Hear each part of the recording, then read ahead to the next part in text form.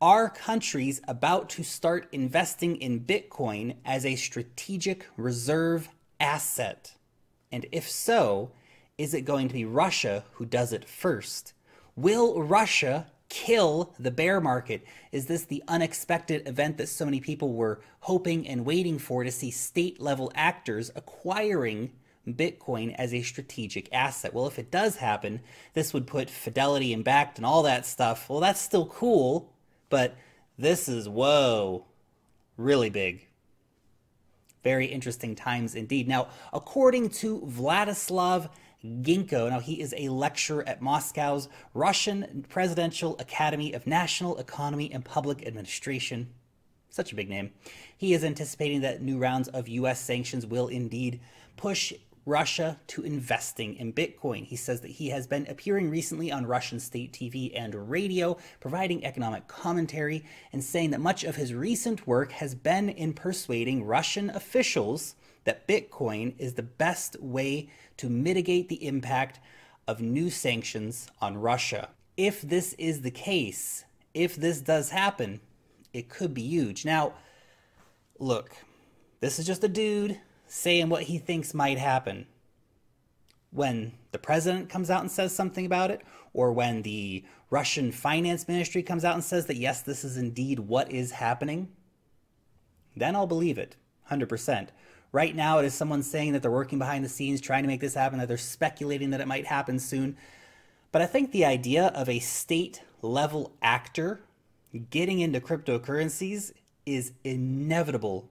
And when it does happen, it's not only going to push the bull market to new extremes. Now, to give you a bit of perspective why I think that if a country is really going to start adopting Bitcoin as a percentage of their strategic foreign reserves, that Russia may just be a prime candidate for that to happen. Recently, Russia has been drastically increasing the amount of gold that they've been buying.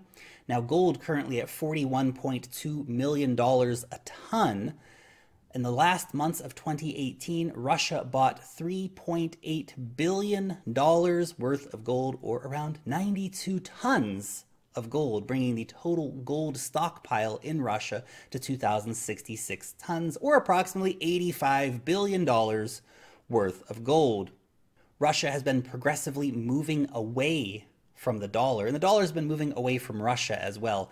The United States has been very antagonistic towards Russia, so it's no surprise that they wouldn't want to be using the currency of a country which is so continually hostile towards them. Russia's U.S. Treasury holdings have dropped from $96.1 billion back in March of 2018 to $14.4 billion in September. We don't have a current number on that, but I can imagine that it is continuing to fall until they completely relieve themselves of U.S. foreign currency holdings, which is very interesting. The Kremlin, of course, fears that U.S. sanctions may end up freezing a significant portion of the country's international reserves, and that would be a terrible situation for Russia. And as we see sanctions and economic levers continue to be pulled against Russia, they have a right to be paranoid, and it's probably not a bad idea to be exploring alternative options. Currently, the Russian central bank has around $460 billion worth of gold and foreign currency assets. That's just gold and foreign currency. It's not counting the rubles and all these different alternative assets, just gold and foreign currencies. So to see them diversifying into Bitcoin could be very interesting. I know some people out there going, yeah, but it's all going to happen on the OTC market, so it's not really going to matter, Lark. Well, yeah, Russia's going to buy a certain percentage of that on the OTC market, but you just have to step back for a second and do the math here. Let's imagine that Russia was going to say, we're going to take 1%, just 1%, $4.6 billion, and invest it in cryptocurrencies. Even if they did 0.5%, that's still a massive amount of money. So the OTC statement actually kind of ignores the realities of the markets and kind of ignores math, because that 1% would equal, at $4.6 billion, assuming Bitcoin's around $4,000, 1,175,000 Bitcoin. I think the OTC markets would have a tough time filling those orders in a quick fashion. So yes, that means the OTC desks are going to have to go to exchanges and buy more Bitcoin. Yes, there are some big sellers out there. Yes, there are long-time holders who have 20, 30, 40, 50, 60, 100,000 Bitcoin sitting in their accounts. Those people exist. But are we going to get all of them to sell 1.175 million Bitcoin to Russia if they decide to invest 1% of their overall foreign currency holdings into Bitcoin? I think they would struggle to fill those orders, the OTC desks. So they're going to have to go to regular exchanges and start accumulating it, buying it off of, Joe and Jane and Bob and Sally. That will have an effect on the market. I think in a way that a lot of OTC market volume doesn't really have that effect because it's 10,000 Bitcoin changing hands. That's a lot of Bitcoin. But if you're a state level actor and you're looking to buy 1 million Bitcoin, 1/21st, whatever, of the total supply, that is pretty serious money when it comes down to it. And the OTC desks are probably not going to be able to fulfill that. Even if they go with 0.5%, that's still $2.3 billion invested into crypto. Probably a lot of that going to Bitcoin. Let's imagine that they only did 0.1%. That's still $500 million. Rather significant amount of money, again, going into Bitcoin. 1% is actually not even so crazy when you look at the amount of money that a state-level actor has to be able to invest in cryptocurrencies. And let's just assume for a moment that Russia's going to be able to fulfill all of its orders via some magical OTC desk somewhere, or some magical OTC desks which all have enough Bitcoin to satiate that demand. Well, that's probably going to be most of the available OTC Bitcoin on the markets. So what are the Chinese oligarchs going to do? What are the Japanese oligarchs going to do? What are rich people going to do all around the world when they want to go buy 10,000 Bitcoin? Well, the OTC desks are again going to have to go to exchanges, buy Bitcoin, and put their stockpiles together. It's simply what's going to have to happen. When you consider as well that 4 million Bitcoin are possibly lost forever, assuming that Satoshi may never come back, may never cash in his 1 million Bitcoin, and that, of course, a lot of others just lost due to early days of losing private keys and all that stuff. Again, Russia controlling 1 million Bitcoin would be massive beyond belief. And the use case for cryptocurrencies to be able to sidestep sanctions and things like this are an absolute screaming use case of cryptocurrencies. Look at what's happening with Iran. Look at what's happening with Venezuela. China could also be very interested in these things. Whether you agree with the politics or not, the reality is that these countries are being cut out of the international financial system and they need an alternative. Now look, I understand that some of you may think that Russia deserves to have sanctions put on it. It messed up in Crimea, therefore sanctions should be put on Russia over Crimea. Or perhaps you're worried about Russian meddling in US elections. They bought some Facebook ads, they bought some Google ad spaces. Well, if you're really concerned about that, I want to make sure that you are being consistent in your outrage and not just being tricked casually by the media who's screaming about these things all of the time. Because if you're calling for sanctions on Russia, you should probably be calling for sanctions on your own country. Have a look in the mirror. Think about all the wars that have happened at the behest of the Western powers, all of the war crimes that have been committed. Think about all of the war criminals who are invited on talk shows in those countries and are treated like they're really cool people.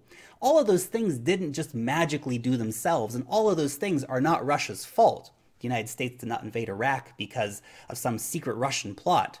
That was the US murdering at least 200,000 civilians. So if you are outraged and think that Russia deserves to have sanctions, then you have fallen into a dangerous trap of us versus them, good versus evil, left versus right, black versus white, etc., etc., etc. This game of incredibly hypocritical international politics is a dangerous game indeed, and many of the most criminal countries, the USA, the UK, France, Israel, Saudi Arabia, etc., etc., etc., every country's doing it. It's kind of the cool thing to do. And if you're feeling triggered by this, great. You probably need to unplug from the legacy media a little bit and start looking at the world in a more egalitarian kind of fashion. But you know what? My opinion, your opinion, that guy's opinion, that lady's opinion over there.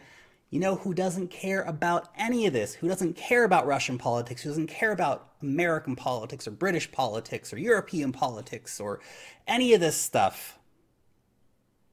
It's Bitcoin. Bitcoin is agnostic to all of this. Bitcoin doesn't care about politics. Bitcoin doesn't care about sanctions regimes. Bitcoin is above all of that, which is really amazing because when you start to go back on what I said a minute ago, you just get bogged down in arguments. My side's right, your side's right, my side's right, your side's right, and no one gets anywhere. But when you have a tool that nullifies international sanctions regimes, for example, that is very, very powerful stuff.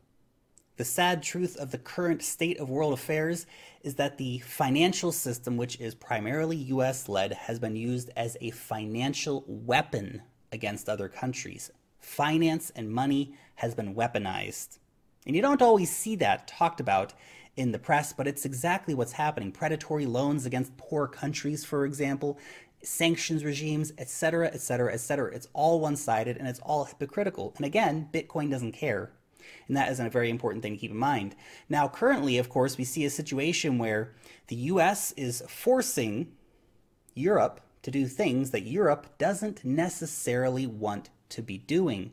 And so in response to France and Germany and others in Europe not wanting to always have to be the dog following America's lead, they are proposing some of their own solutions to free themselves from, again, a one-country-dominated financial system.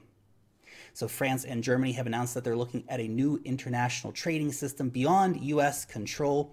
Germany would likely include Russia in this because they're such major partners. That hasn't officially been part of the announcement. That's just a bit of speculation on my part, but I could certainly see that happening. French Finance Minister Bruno Le Maire, remember Mr. Bitcoin as they call him in France, has agreed to the overall idea with Germany. He said that we are determined to work on an independent European or Franco-German finance tool which would allow us to avoid being the collateral victims of US extraterritorial sanctions.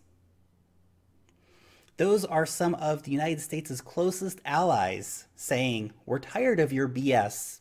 We're tired of you telling us who we can and cannot be friends with, who we can and cannot do business with. Those countries, the closest allies of the US, are looking for alternatives. It's interesting, of course, they don't need a new SWIFT network. They could just use Bitcoin. Now that would be total next level if some of the world's biggest economies all started using Bitcoin to interact with one another in terms of international transactions. Forget SWIFT, forget Ripple, forget all that stuff. Just use Bitcoin, guys. Just use Bitcoin. Keep it simple. Now, the reality of Russia investing or not investing in cryptocurrencies, I can definitely see the use case. The political situation is very tense and causes a lot of strong emotions on either side of the aisle. When you look at the utility, the investment potential is a whole other idea. But will Russia only invest in Bitcoin? Probably not. I would imagine that a portfolio put together by the Russian finance ministry would probably have a lot of Bitcoin in it, but I would not be surprised to see them buying up some Ethereum, buying up some other major cryptocurrencies, some Litecoin, maybe some Neo, for example. So that would be very interesting to see a basket of cryptocurrencies being gathered up by a state-level actor. And if you want to talk about fear of missing out, just wait for Russia to announce that it's going to buy 1 million Bitcoin. You think Japan's just going to sit back and watch Russia gobble up all the Bitcoin? You think China, even though China doesn't want their citizens to invest in Bitcoin, you think China's not going to secretly go out and buy a few 100,000 or a few million Bitcoin? This kind of country-level FOMO could be unimaginably big when it comes down to it. We could see countries literally adding hundreds of thousands of Bitcoin to their strategic reserves. And for these countries, it's not a huge amount of money to throw around. Let's say that Russia gambles $4.6 billion, 1% again of their total foreign currency and gold holdings, on Bitcoin. If they lose it all, well, $4.6 billion is not a tiny amount of money by any means, but it's a big government. They can absorb that kind of a loss. But let's just think about the if. Right now, Bitcoin's at a relative low. Let's imagine Russia buys 1 million Bitcoin. What's going to happen in 5 or 10 years? Bitcoin becomes very scarce very quickly as state actors begin gobbling up big chunks of Bitcoin. Japan gets 500,000, South Korea gets 500,000, Russia takes 1 million, China grabs another 1 million. All of a sudden, where's all the Bitcoin gone? Demand very high, scarcity very high. What's going to happen to the price? If Russia is the first one to do this, and if they were to really spend 1%, and that's just a number I made up, they may spend nothing. This guy could be blowing smoke out of his butt here. But if it's true, and if Russia is actually going to start investing even a tiny percent of money into Bitcoin, this could be a very interesting financial opportunity for Russia. Imagine, Russia is already a country that has lots of savings. They're not a country that's in terrible debt like a lot of other countries are. Let's imagine if they invest in Bitcoin at $4,000 today, hold on to it for 10 years, it could make Russia one of the richest countries in the world. Now that is an interesting concept for state-level actors to consider. Anyway, those are just my 2 Satoshis on the current speculation around Russia investing or not investing in Bitcoin. I would love to know your thoughts on the story. Do you think Russia's actually going to start putting money into Bitcoin, or do you think another state actor is going to beat them to it? Or do you think that perhaps these countries are already buying Bitcoin just on the sly and they haven't really told anybody? Let me know about it down below in the comment section. Thank you so much for watching the video. You guys are super awesome. If you enjoyed this video, leave a thumbs up on it. Subscribe to the channel if you are new around here. Hit the notification bell down below to stay up to date when I drop a new video. Long live the blockchain, and peace out the next time.